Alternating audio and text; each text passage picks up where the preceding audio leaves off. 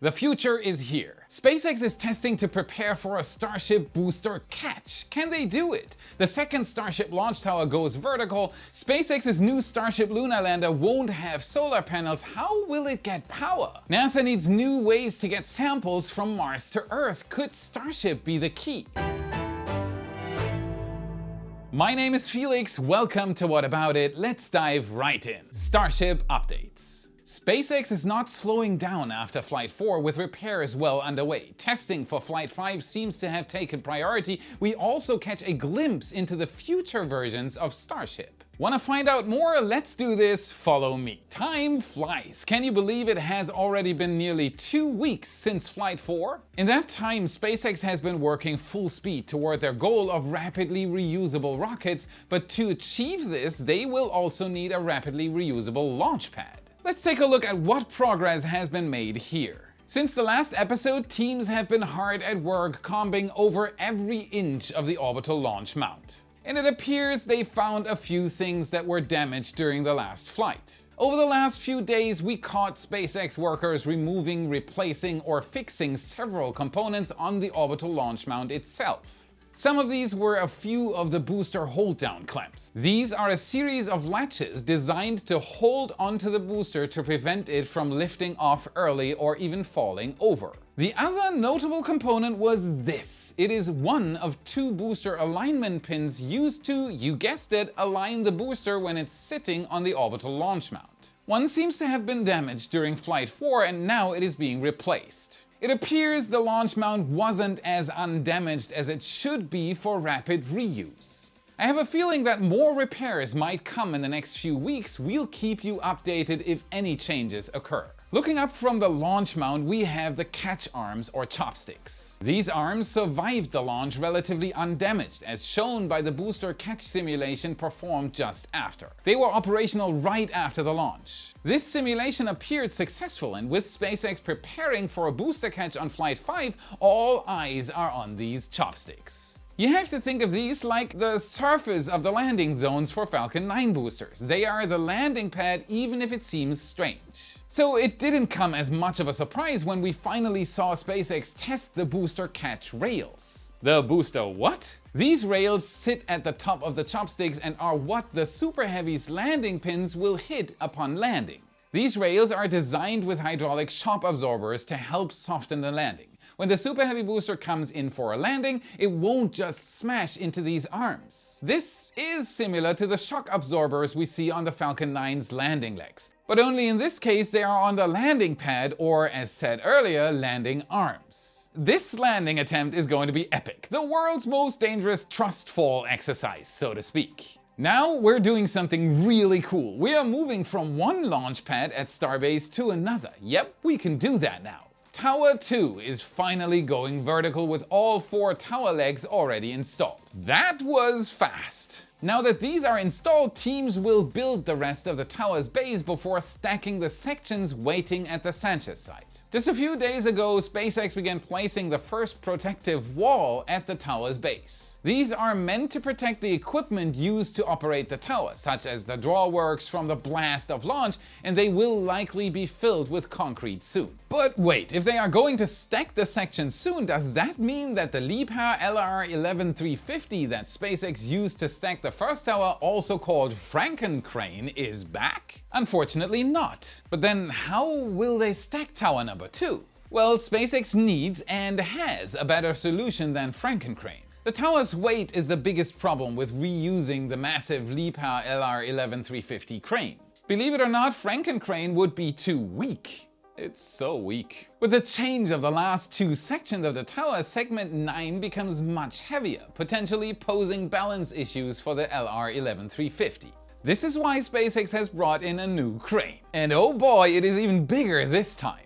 This is the DMAC CC8800-1 crane from Soren's, and it can lift a whopping 300 tons more than the Franken crane at 1650 tons. We need a nickname for this one. They likely switched to this particular model and brand because it had just the right capabilities for their tasks. The only cranes that Liebherr builds that are bigger than the LR11350 jump in capacity by nearly 1,000 tons. Too much to justify bringing it to Starbase. So instead they chose Saren's. We've already seen this new crane being delivered and the initial base seems nearly completed. This will be followed by the boom assembly, of which most sections are stored nearby. This will complete the crane and then SpaceX can begin stacking using one of the largest cranes available in the world. Well, that is after they also roll Tower Section 1 to the pad. This will likely happen soon and it is possible that we'll see it in the next week or so.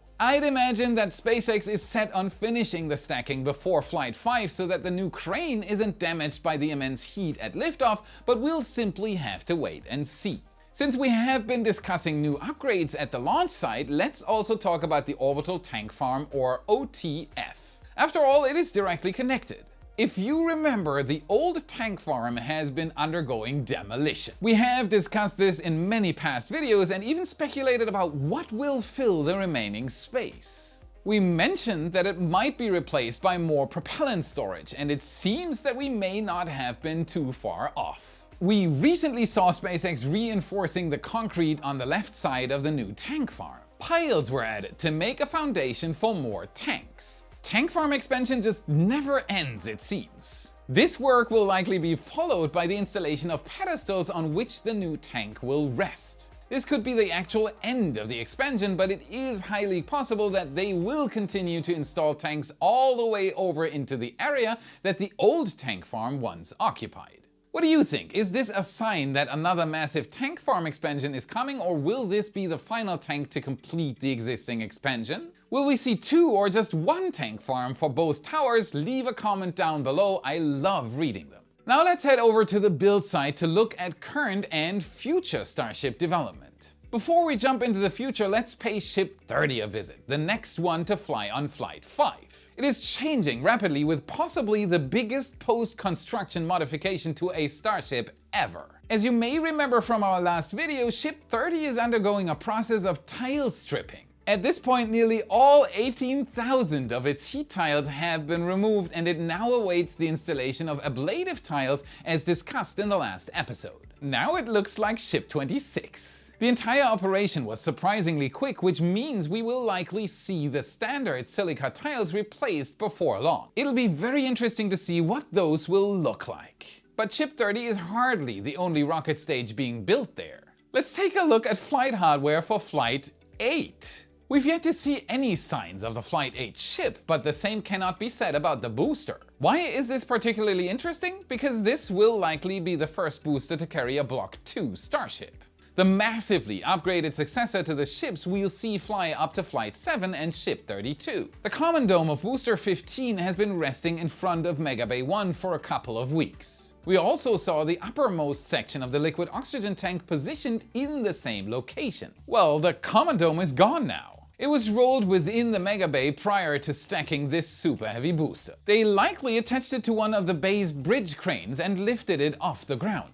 This is because SpaceX stacks super heavy in the opposite direction from what one would think, from the top down. This would explain why we then saw the liquid oxygen section moved inside. This means that we finally have another Starship under development. It won't be long before we see more and more segments of this stage being rolled and stacked. Now, all we have to do is wait for the ship that will be mated to this booster to show up. As said, this is assumed to be the first Block 2 Starship, which means that SpaceX is likely just taking its time to get the design right before finalizing it. Next up we have Massey's, where there's some more exciting Block 2 Starship news, but first let's talk about the weather. Weather can be great, but sometimes it can also be a problem, at least if you don't know what it's going to be like. We here on the White Team are facing this issue with many of our team's tasks. John Cargile, for example, is facing heavy rain and thunderstorms this week at Starbase. How do we know that? It is simply because the White Team uses today's sponsor, MyRadar, to keep us informed on new developments. With MyRadar, you know the weather and so do I. See all that? That's what we use, and let me tell you, it is way better than tuning into your local TV weather report. We start our morning with MyRadar TV for high-def radar and detailed weather forecasts. If John is in a rush and our heli flight is only minutes away, he simply asks his Amazon Alexa to load my radar and listen while he prepares. I feel safer when he's out chasing the space race thanks to the app that alerts us about critical weather and disaster warnings, letting us track hurricanes, wildfires, flights, and even satellites.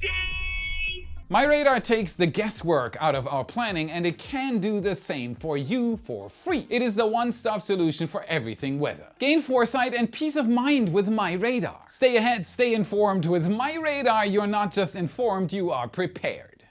Alright, hopefully protected from the rain, let's talk Block 2 and Massies. SpaceX teams have not slowed down at all after Ship 26's successful static fire campaign. It appears that SpaceX has also conducted its test on Booster 14.1 using its lift pin tester contraption. This works by placing hydraulic rams on the booster catch pins, then the lid is pushed down and hydraulic actuators push up on the catch pins simultaneously. It is agonizing to watch. Is this even legal? This simulates the forces of booster catch on these critical components, ensuring they can withstand the forces of landing and won't just snap off. Unfortunately, we couldn't catch precisely when this test happened due to the subtle nature of things. This does look like a successful test at first glance. A pin snapping off would have likely been visible. It doesn't tell us the story about possible microfractures in the steel though. It appears this was also the only test SpaceX plans to conduct on this test booster, at least for the time being. Teams were seen removing the can crusher lid from the booster without having crushed any cans. Investigations will come next, giving SpaceX the complete picture. I wonder if we should change its name now. Maybe the bottle cap will suit it better? I guess we'll see what SpaceX decides to use this lid for in the future. We also have what is believed to be Can Crusher 2.0 right next to the current Can Crusher. So much crushing. SpaceX has been building this for the past few weeks and it looks like it's growing quite nicely. Another ring section has appeared since we last checked on it, but that's not all. Look at these. Do they look familiar? Yep, it's yet another section of the new Can Crusher, and based on the design it appears there might be even more sections to come. We can only guess how tall this new Can Crusher will be or why it needs to be that tall. What do you think? Leave a comment with your ideas, let's see how close you are. But those aren't the only new parts to arrive at Massies. RGV aerial photography also spotted this. Now, what is this, you may be wondering? Well, it is very likely a piece of a new booster thrust simulator. To confirm this, we also spotted what appears to be hydraulic rams meant to mimic the forces of Raptor engines. We've seen SpaceX use similar testing devices in the past when testing early super heavy thrust pucks, but that also raises a question. Why do they need this one? Aren't the pucks tested already? Excellent question. The answer lies in the design. If you look closely, it doesn't quite fit our current generation of boosters, with spots to simulate 13 inner engines. This one has 15. If true, this means one thing. This is for the next generation of boosters, Block 2. This Block 2 Super Heavy has been mentioned in the past, with the most recent example being an FAA environmental impact statement stating that it will now have 35 engines. This is a small sensation, pun intended. It is the first hardware we have seen for this new Block 2 booster, and it gives us a first idea of the new engine layout.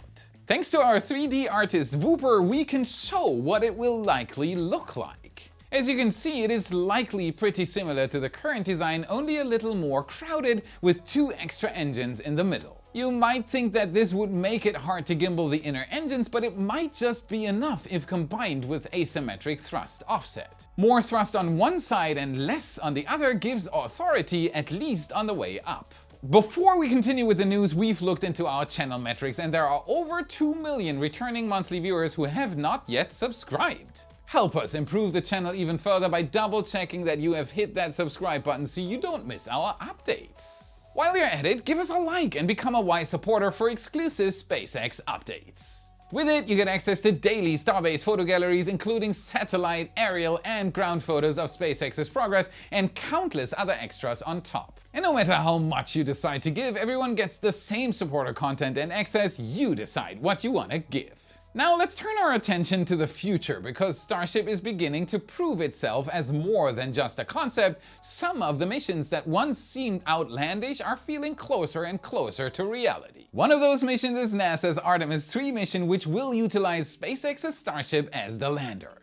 Recently we got an update on how things are developing design-wise. But before we take a look at the HLS Starship, let's look at another critical piece of the Artemis mission. Axiom Space's Extravehicular Mobility Unit, which will be used as NASA's lunar spacesuit during Artemis 3. Over the past few weeks, Axiom has shown some extraordinary progress on their new spacesuit. This includes pressure tests, tests in NASA's Neutral Buoyancy Lab, and most interestingly to me, tests on board a mock-up of SpaceX's Lunar Starship airlock.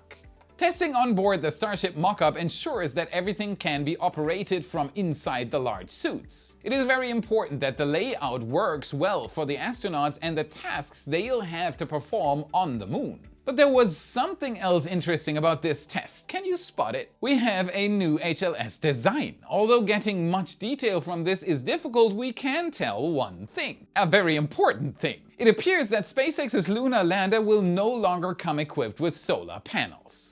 But then, how will astronauts have power on the moon? The best part is no part. The best process is no process. It weighs nothing, costs nothing, can't go wrong.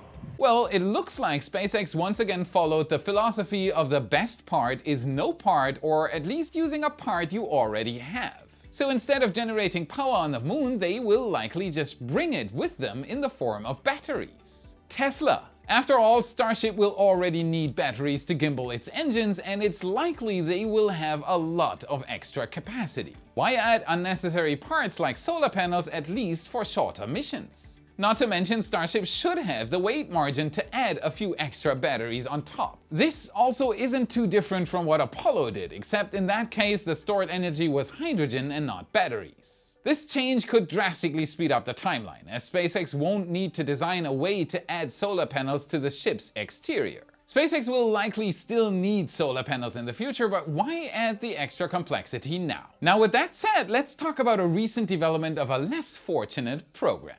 If you know much about spaceflight, and I presume you do, you will likely have heard of the Mars Sample Return mission. The mission was just that, to retrieve small rock and dirt samples from the Martian surface. And it is easier said than done. The biggest struggle with this concept is the fact that Mars has nearly a third of Earth's gravity. Now, this may not sound like much, but landers are basically stuck on the planet without the resources to launch another rocket. This is far more challenging than retrieving samples from the moon, as the distance and gravity increase make most attempts futile. But we still want to know what's down there. This is why NASA devised a plan to get samples back. The plan consisted of a lander, a rover, and an orbiter. The idea was that the lander would touch down on the Martian surface with a small rover. The rover would then begin work collecting the samples that Perseverance had already left in the Jezero crater. It would collect them all and bring them back to the lander to be stored within.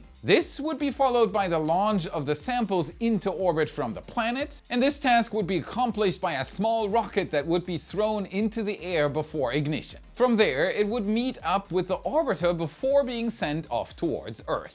This was an incredible concept with a timeline that would set it before the end of the decade. Unfortunately, the whole program was executed very slowly and optimistic at best. The timeline, the objectives, and especially the funding were beyond anything that NASA could handle. And on top of that, other countries were also nearing this achievement. That is why this week NASA moved forward with the plan to lower the price and the outrageous predicted timeline of the original plan. They want to make it cheap and fast. They selected 10 approaches across 7 commercial companies for a 90-day study period. This would validate the plans and ideas and help them mature into a mission that could eventually return Martian samples back to Earth. For real. The 7 companies that were chosen were Lockheed Martin, Aerojet Rocketdyne, Quantum Space, Northrop Grumman, Whiting Hill Aerospace, Blue Origin, and SpaceX. Now, there are probably some names in there that you recognize. And while most of these companies submitted ideas for traditional approaches, 2 of them were rather interesting. Those 2 are SpaceX and Blue Origin. Blue Blue Origin says it wants to leverage Artemis for the Mars sample return. This is rather vague and could involve using SLS or a modified version of their Blue Moon lander, or it could be much simpler, like using existing infrastructure. On the other hand, SpaceX has a plan for a self-contained sample return centered around Starship. Yep, you heard that right, Starship could be going to Mars under contract by NASA. SpaceX wants to use Starship to land on Mars and safely bring the samples back to Earth, possibly with only one vehicle. Of course, this is still simply a study phase, but it will be interesting to see whether Starship continues in this program and possibly becomes the main contracted vehicle. As a rocket that was designed for Mars from the start, Starship has a rather large lead in this contract, and with 4 flights under its belt, it wouldn't be a surprise to see Starship selected as the vehicle for this program. In the end, it will be exciting to see this study take place, as seeing this program get off the ground has been a dream of mine for quite some time. Having some Mars soil here on Earth would be a monumental achievement, to say the least. That's it for today. Remember to smash that like button, subscribe for more awesome content. This is what fuels the algorithm and it helps us immensely. Check out our epic shirts in your favorite Space Nerd store. A link is in the description. And if you want to train your space IQ even further, watch this video next to continue your journey. Thank you very much for watching, and I'll see you again in the next episode. The 3 mission which will lead to the future. The future. Healer mobility weak. Early super heavy thrust pack